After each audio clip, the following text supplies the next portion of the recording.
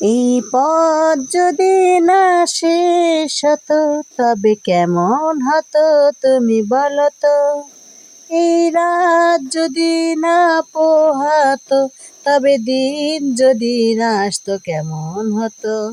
আসসালামু আলাইকুম, সবাই কেমন আছেন? আশা করি অনেক ভালো আছেন। আর আমি আলহামদুলিল্লাহ অনেক ভালো আছি, তবে বেশি ভালো নেই। আমার আব্বা অসুস্থ। আমি অনেকদিন মানে শখ ছিল যে পদ্মা নদীর উপরে আসবো। পদ্মা নদীর ব্রিজ দেখার অনেক শখ ছিল। যেহেতু আমি সুস্থভাবে আসতে পারি নাই, আমার আব্বা অসুস্থ। আমার আব্বা হঠাৎ করে অ্যাক্সিডেন্ট করছে, পাও কেটে গেছে, ওই পাও আবার ভেঙে গেছে। তাই নিয়ে আমি পঙ্গু হসপিটালে আসছি। আর প্রথমে আমি রাত্রে আসছিলাম, তাই সিনগুলো দেখাইতে পারি নাই। তারপর দিনের বেলা যখন পঙ্গু থেকে যাইতেছি তখন আমি ছবিগুলো তুলছি। আর একটা কথা আপনাদের কাছে বলি, কারণ যে দেশে সরকারও নাই সে দেশে কোনো গুরুত্ব নাই। কারণ যে সংসারে মা থাকে না সেই সন্তানের কোনো দায়িত্ববান নেওয়ার মতো কোনো মানুষ থাকে না। তেমনি হচ্ছে আমাদের দেশের এই অবস্থা, হাল অবস্থা। রাস্তাঘাটে যেরকম সিন্ডিকেট, হসপিটালে তো এরকম সিন্ডিকেট। জিনিসপাতির দাম তো ধরাছোঁয়ার বাইরে।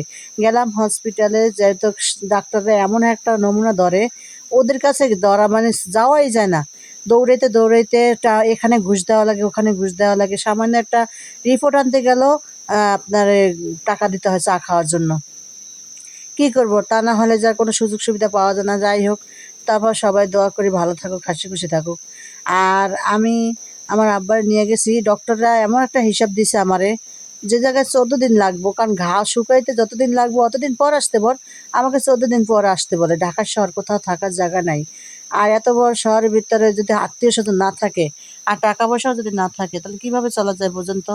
আর এই পর্যায়ে যদি আমার আব্বা আরো দুর্বল, আমার একটা ভাই নেই, আমরা 3 বোন, অনেক কষ্ট করে আমরা ঢাকায় আসছি। ডাক্তারে আমার হঠাৎ করে 14 দিন পর গেলাম, যাওয়ার পরে আবার বলে আবার 14 দিন পর আসতে। তা মুখে মানে মরি মোয়া। ডাক্তাররা তোরা দেখেই বুঝবি যে এই জিনিসটা কতদিন লাগবো আর না লাগবো, তোরা বুঝবি না। তোরা বলবি একবারে যে ঘাও যতক্ষণে না শুকাবে ততক্ষণে তোমরা আসবা না, চিকিৎসা দিতে পারবো না, বাস শেষ। তা না বলে আমারে খালি ডেট দেয়। তো যাই হোক, এক পর্যায়ে আমি বাড়িতে রওনা হলাম। অ্যাম্বুলেন্সে যাইতেছে আমি আর অ্যাম্বুলেন্স ড্রাইভার, আমার আব্বা। আর এই সেই পদ্মা নদী, এক সময় সেই রাগী নদী, আজকে কত থমথমে দেখেন। এই নদী পার হইতে 3 ঘন্টা সময় লাগতো লঞ্চে, আর এই নদী এখন 15-20 মিনিটের সময় লাগে। আর আমরা অ্যাম্বুলেন্স চাইছি, যেহেতু 15 মিনিট সময় লাগছে আমাদের। আমি অ্যাম্বুলেন্স চালার একটু স্লো চালাইতে গেছি যে আমি একটু ভিডিও করবো, দেখবো দৃশ্যটা কত সুন্দর লাগে। তাই একবার মানে একবার কইছিলাম যে নাইমে একটা ছবি তুলবো, কিন্তু আর হইল না। জানি না কোনো সময় আসতে পারবো কিনা, তাও জানি না। আর যদিও আসা হয় কিনা, কবে হয় তাও জানি না। আর ড্রাইভারটা একবার বলছিল নামবেন নি, একবার দেখবেন। আমি কি না, থাক, দেখা লাগবে না। আমার আব্বা অসুস্থ, যেহেতু অসুস্থ মানুষ নিয়ে গেলে মন মানসিকতা এমনি ভালো থাকে না।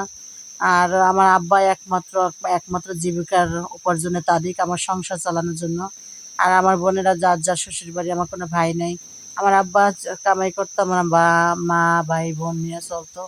এখন ওই মানুষটা যদি এখন অচল হয়ে পড়ে, তার কেমন লাগে কোন তো। এক পর্যায়ে আকাশটা অনেক মেঘ ছিল। এই সাইডেও নদীর মানে থমথমে ভাব, ওই সাইডেও থমথমে ভাব। এত বড় নদী, এই সাইড দিয়ে ভাঙে, ওই সাইড দিয়ে গড়ে। আর এর মধ্যে দেখা যায় মাঝখানে কত বড় একটা চর জাগছিল।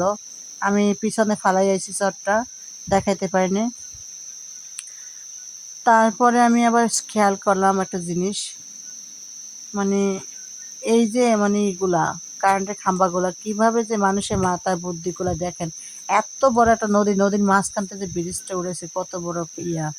আমাদের দক্ষিণাঞ্চল অঞ্চলের জন্য ব্রিজটা খুবই গুরুত্বপূর্ণ হয়েছে, ভালোই হয়েছে, সমস্যা নেই। তবে কি, লঞ্চে যাতায়াতের যে একটা মজা, একটা আরাম, ওই আরামটা পাওয়া যায় না গাড়িতে।